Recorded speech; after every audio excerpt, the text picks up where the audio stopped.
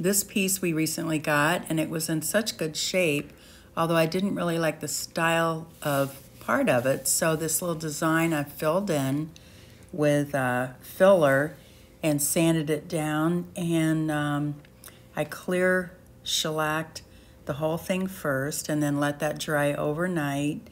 And then I started putting the white chalk paint on it, and I ended up actually doing 3 coats of the white chalk paint, which isn't uncommon for a white piece when you're painting something that was dark before. And usually when you get your second coat on, you think, oh, you might get by with just 2 coats, but when it dries, you can still see a lot of gray in it, so you always seem to need to do 3 coats. But the drawers were in just such pristine condition and so pretty. It's all wood, so it was just really a nice piece though.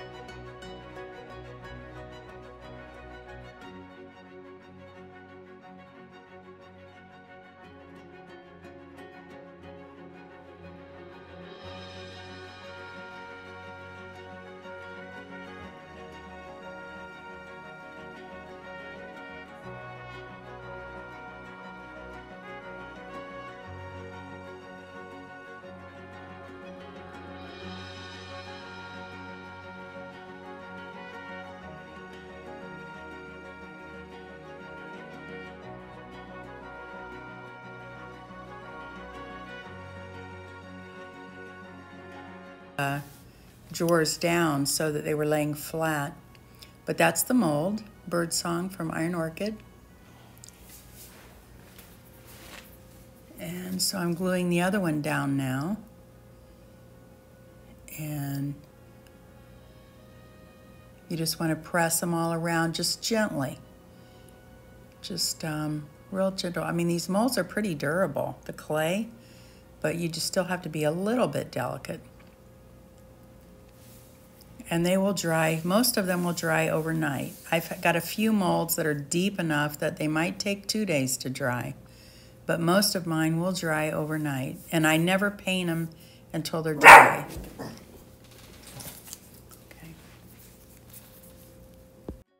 I'm using General Finishes in Flat for the sealer. It's a water-based sealer. And I'm actually going to be doing 2 coats on this piece.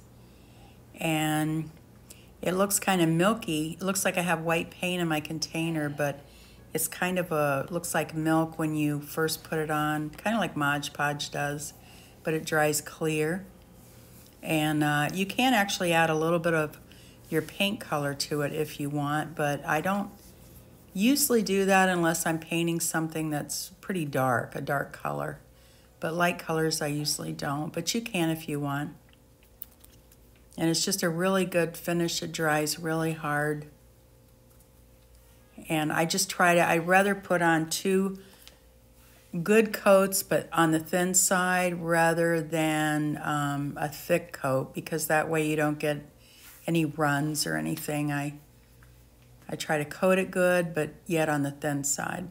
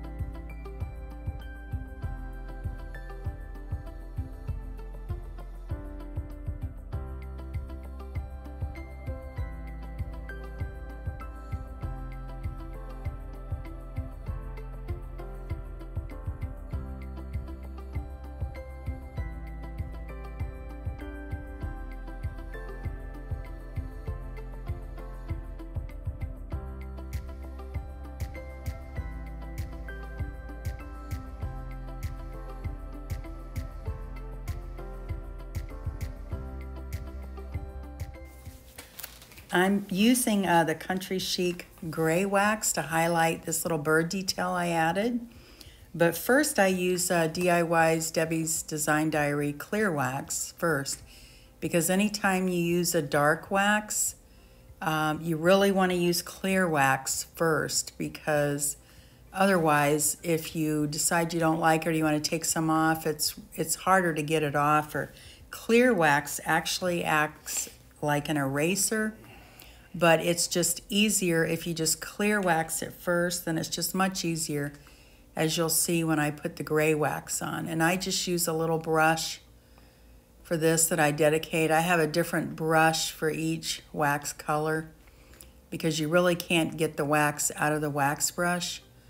So you don't want to pick up your wax brush if you're thinking you're going to be doing clear wax on something and you still have gray wax in it or white wax or whatever, and you might end up ruining a piece. So I just dedicate brushes to each wax color.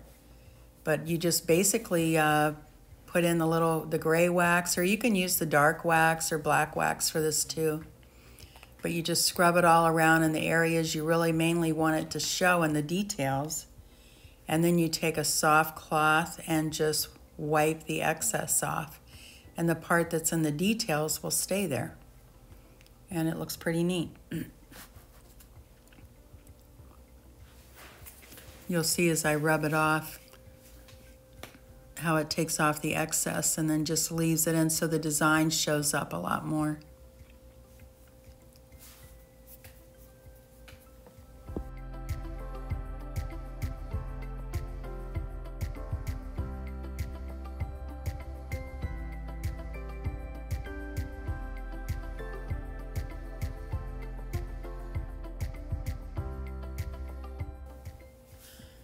Okay, the birds look really nice, and the hardware on this piece, we left the original hardware. We just cleaned it good, and we did have one piece that was missing, and we were lucky enough to purchase one that was identical. So that was a lucky thing, but I think it looks really nice.